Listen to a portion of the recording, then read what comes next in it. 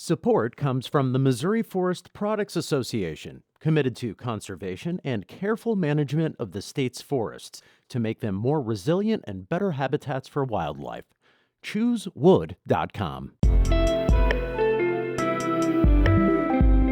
From the St. Louis Public Radio Newsroom, this is The Gateway. It's Thursday, December 12th. I'm Wayne Pratt. Ahead, the National Rifle Association Foundation has contributed big money to Missouri schools and 4-H programs in recent years. It supports youth shooting programs. I think air rifle could encourage people to use rifles and weapons in a good way, in positive way. But some say it's an effort to grow future gun owners. We'll have that story in a few minutes. First, these headlines.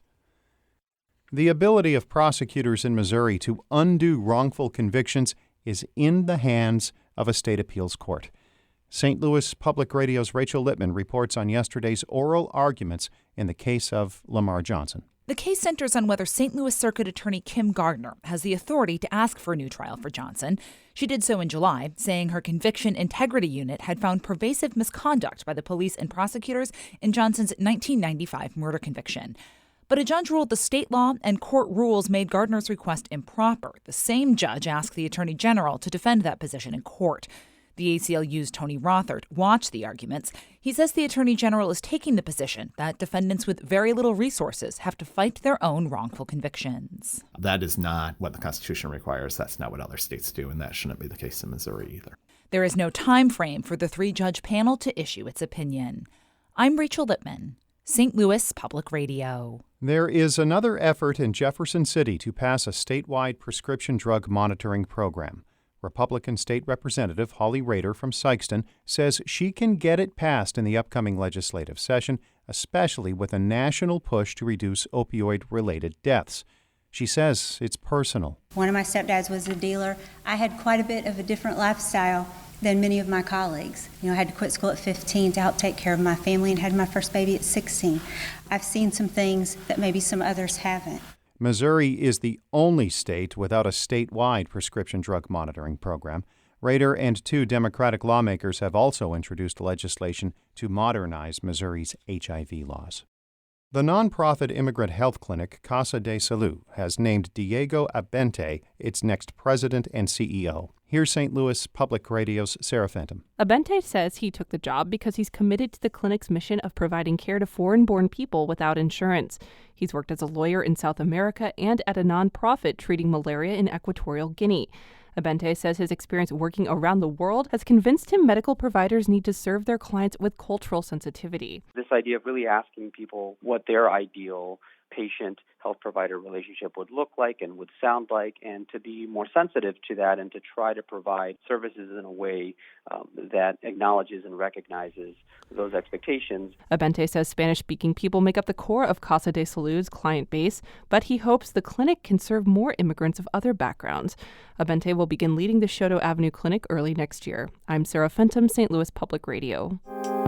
It should be another big day in Washington. The House Judiciary Committee is expected to vote on 2 articles of impeachment against President Donald Trump. St. Louis Public Radio will have live coverage of the committee hearing, along with analysis today from NPR. Between 2010 and 2016, the charitable arm of the National Rifle Association donated more than $1 million to schools and 4-H clubs in Missouri. That's the highest total in the Midwest.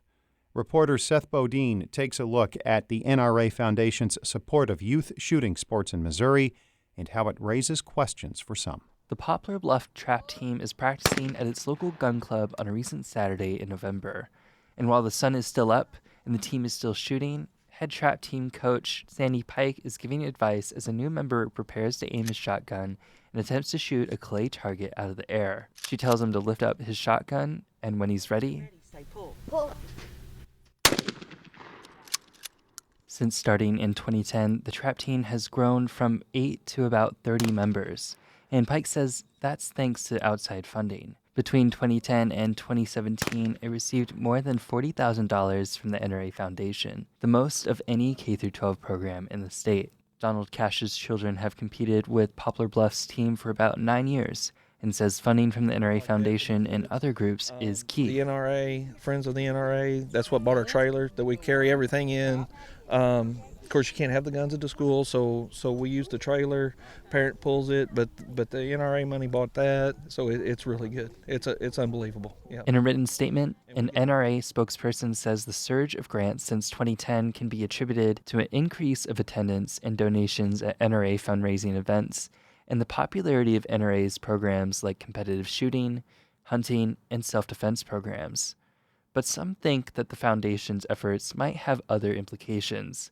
Robert Spitzer is a political science professor at SUNY Cortland in New York who has written 5 books about gun control. Spitzer says the percentage of young people who own guns has been lowering over the years. To compensate, there has been, I think, a renewed push to work through organizations and to cultivate and support activities that would put guns in the hands of young people so that they can acquire the gun habit and will continue to maintain gun ownership and gun habits into adulthood. At a student air rifle tournament at the school in the small town of Clever, just outside Springfield, Missouri, students in the gym wait for the signal from a whistle to shoot at their targets. Shoot.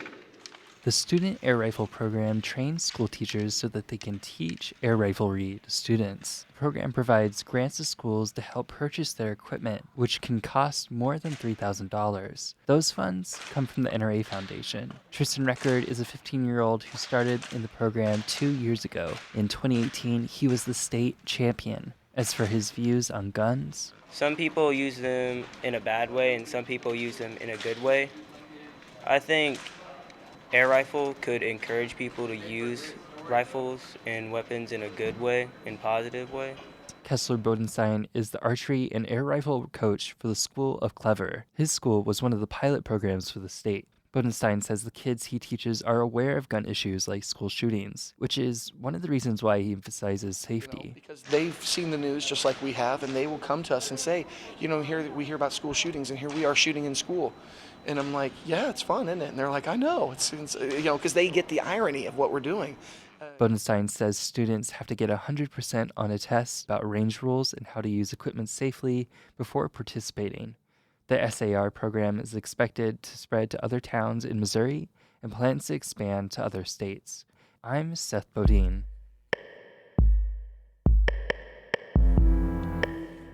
Shula Newman is the executive editor of St. Louis Public Radio. Music by Ryan McNeely of Adult Fur. I'm Wayne Pratt, and from the St. Louis Public Radio Newsroom, this has been The Gateway.